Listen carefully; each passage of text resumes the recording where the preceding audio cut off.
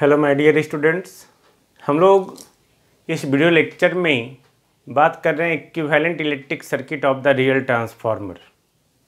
हम लोग ने लास्ट क्लास में देखा इम्पीडेंस ट्रांसफॉर्मेशन, जिसमें हम लोगों ने लोड इम्पीडेंस को सेकेंडरी से प्राइमरी रिफर कर दिया था।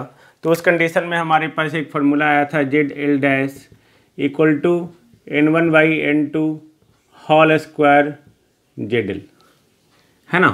जिसमें अगर हम यहाँ पे 2 कर देंगे तो ये 2' हो जाएगा, अगर यहाँ पे 1 रखेंगे तो ये Z1' हो जाएगा। तो डैश का मतलब क्या है?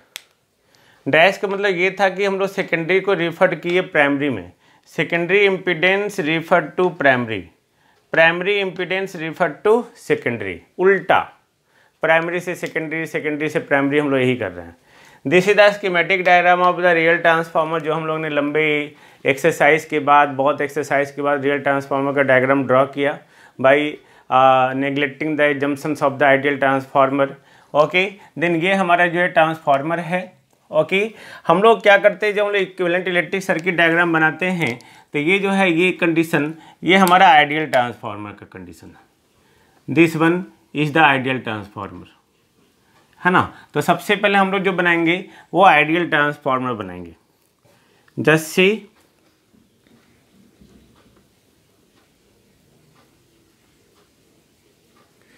दिस वन, ये क्या इंडिकेट कर रहा है डबल लाइन, कि ये जो प्राइमरी वाइंडिंग है, सेकेंडरी वाइंडिंग एक दूसरे से क्या है, टाइटली कपल्ड है।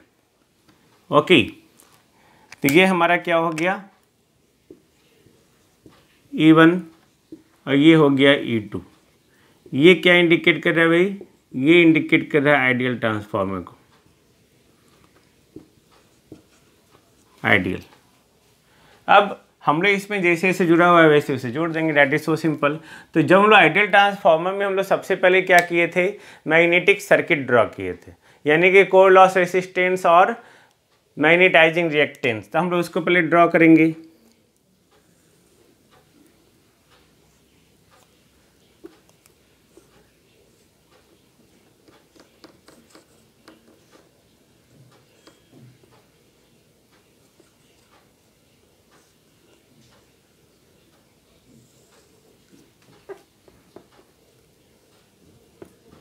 ड्रॉ हो गया, इसका नाम RC, इसका नाम XM, आपको याद होगा।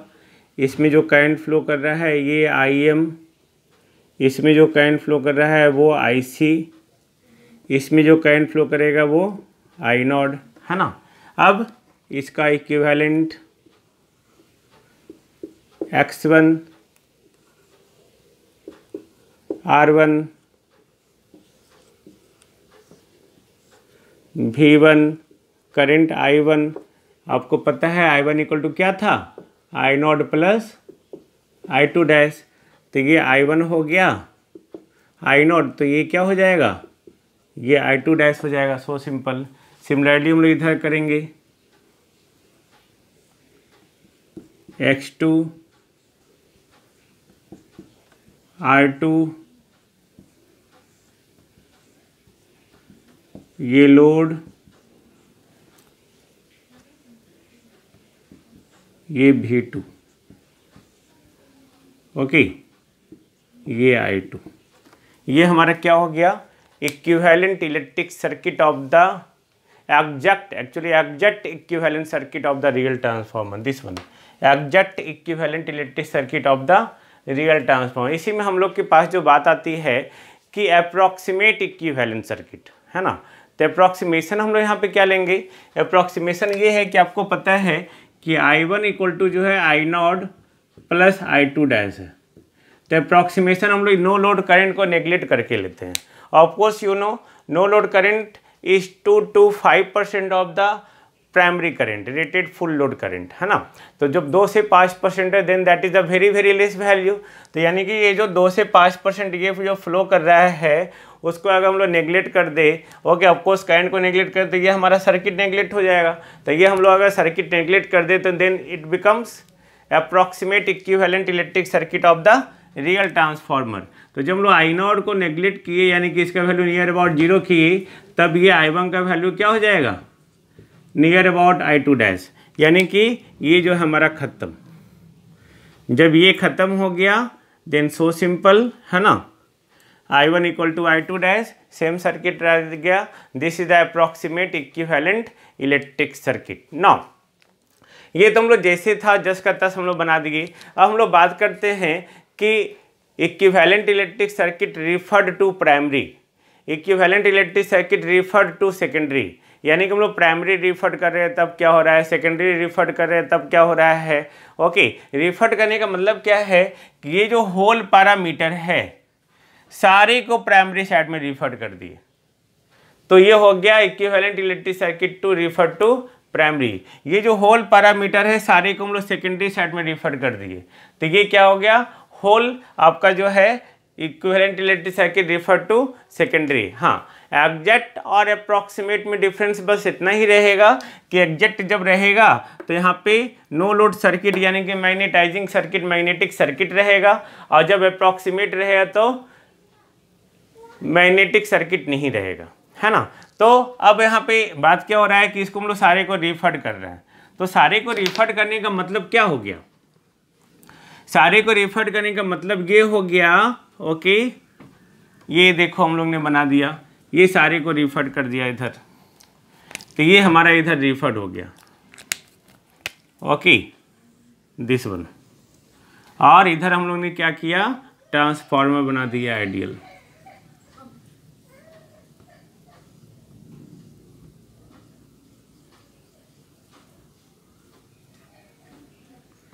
ये V2 रिप्रेजेंटेशन है सिर्फ हमारा, और ये I2, ये अभी भी आइडियल को ही रिप्रेजेंट कर रहा है ना, सिर्फ ये बता रहा है कि ये हमारा क्या है, इक्विवेलेंट इलेक्ट्रिक। जब हम लोग रिफर्ड करते हैं, ओके, तो ये रिफर्ड हो गया, तो यानी कि हमारा जो है R2 dash I2 dash H2 dash हो जाएगा। देखो I2 डैश बराबर हो गया, ओके, इस तरह से। अब अगर हम लोग यहाँ पे अब ये दोनों ये अभी हमारा क्या है, एग्जैक्ट है, ये अप्रॉक्सीमेट, ये अप्रॉक्सीमेट इक्विवेलेंट सर्किट है, ओके। तब यहाँ पे अब ये सोच बताओ I2 dash R2 dash H2 dash का वैल्यू क्या होगा, है ना, I2 डैश यानी कि R2 primary, secondary resistance refer to primary, तो प्राइमरी नंबर ऑफ टर्न्स ऊपर इनटू R2। H2 डैश यानी कि secondary reactance refer to primary, तो प्राइमरी ऊपर, I2 डैश यानी कि secondary current refer to primary, तो आर करंट इन्वर्सली प्रोपोर्शनल होता है, तो N2/N1 सिंपल। ये हमारा क्या हो जाएगा, E2 डैश, है ना, जो E1 के बराबर होगा ऑफकोर्स। E2 डैश यानी कि सेकेंडरी रिफर टू प्राइमरी, तो E2 ऑफकोर्स इसका वैल्यू क्या होता है, E1 के बराबर होता है ना। तो इस तरह से हम लोगों ने रिफर कर दिया। अब देखो ये रेसिस्टेंस हम लोग ऐड कर सकते हैं, है ना। तो देखो R1 प्लस R2 डैश क्या बता रहा है, secondary resistance refer to primary, तो ये प्राइमरी रेसिस्टेंस और सेकेंडरी रिफर टू, तो ये प्राइमरी, तो ये उसको कहते हैं RE1 यानी कि equivalent resistance refer to primary. Got it, equivalent resistance refer to primary. उसी तरह X1 प्लस X2 डैश यानी कि equivalent reactance refer to primary, तो इसको हम लोग जोड़ के भी लिख सकते हैं, है ना। जोड़ के लिखने का मतलब क्या है कि हम लोग इसको अब हटा दिए, इसको ऐसे जोड़ दिए, और ये अब क्या हो जाएगा RE1 और ये क्या हो जाएगा XE1। Got it. आप इसको नहीं भी दिखा सकते हैं, यहाँ पे डायरेक्टली आप जो है E2 डैश या E1 को दिखा सकते हैं। दिस इज द सर्किट, उधर तो अब मतलब ही नहीं है ना। तो ये हम लोग बात कर रहे थे अप्रॉक्सीमेट का, वही अगर एग्जैक्ट रहता तो ये जस का तस रहता, ओके। और ये यहाँ पे जो है रिफर टू प्राइमरी कर रहे थे, तो R2 डैश और ये दिस वन, और ये हमारा जो है ये बना रहता।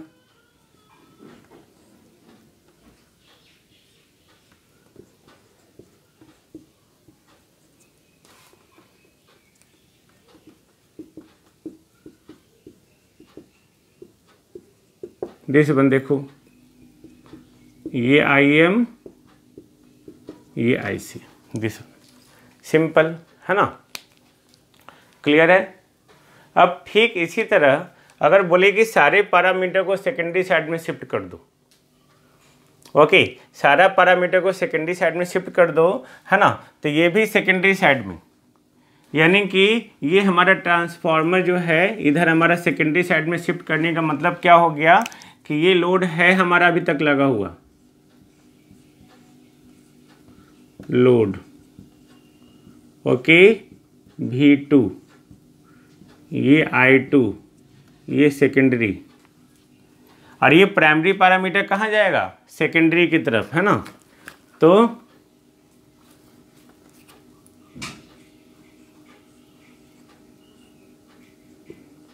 R1 dash, X1 dash, I0 dash, ये I1 डैश, दिस वन, और ये E1 dash, E1 dash equal to क्या होगा, E2, ऑफकोर्स सेकेंडरी है ये हमारा,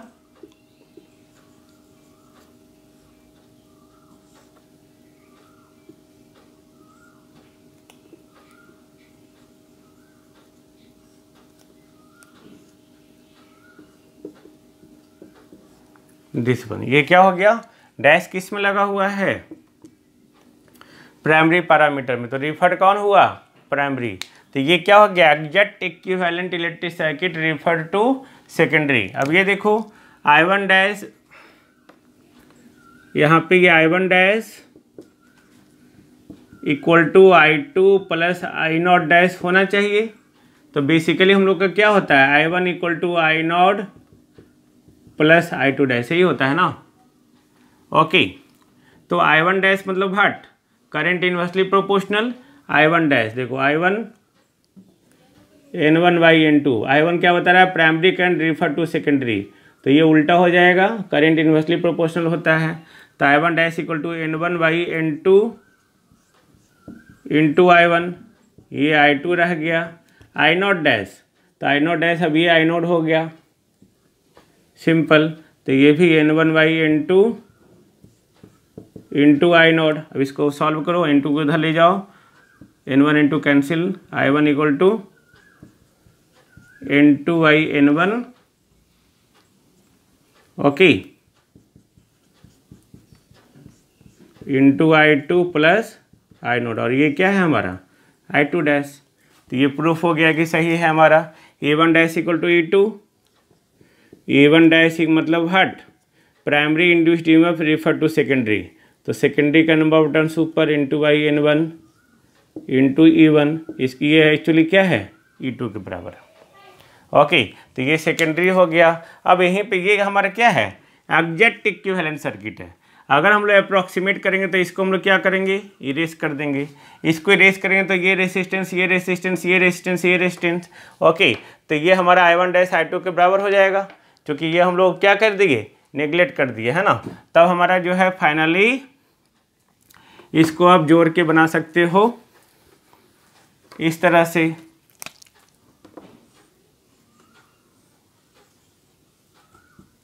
XE2 RE2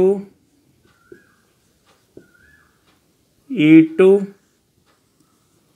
equal to E1 dash है ऑफकोर्स, और ये ट्रांसफार्मर का रिप्रेजेंटेशन।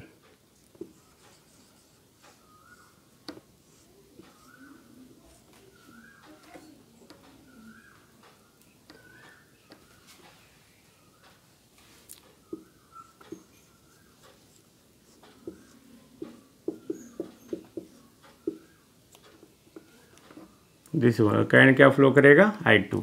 अब ये RE2 क्या है actually, RE2 equivalent resistance refer to secondary, तो सेकेंडरी रेसिस्टेंस होगा ही, plus primary refer to secondary, XC2 X2 plus X2 dash. तो हम लोग यहाँ पे जैसे ये किए हुए हैं, R1 डैश हम लोग निकालेंगे, अगर R1 डैश तो resistance is directly proportional to number of turns, तो primary resistance refer to secondary, तो ये सेकेंडरी, सिंपल। उसी तरह ये भी सिंपल है ना। तो इस तरह से हम लोग ये अप्रॉक्सीमेट इक्विवेलेंट सर्किट हम लोग बना लिए। इस सर्किट का हम लोग आगे जाके इस्तेमाल करेंगे वोल्टेज रेगुलेशन में, है ना। Then this is very important. Okay, equivalent electric circuit draw करने के लिए अब देखिए, नोट्स में देखिए, आपको और अच्छे से पता चलेगा। Okay, thank you. हम लोग मिलते हैं नेक्स्ट वीडियो में, नेक्स्ट लेक्चर के साथ, कुछ न्यूमेरिकल प्रॉब्लम के साथ। अभी तक आपका लगातार जो है प्रैक्टिस कंप्लीट होना चाहिए, है ना। Thank you.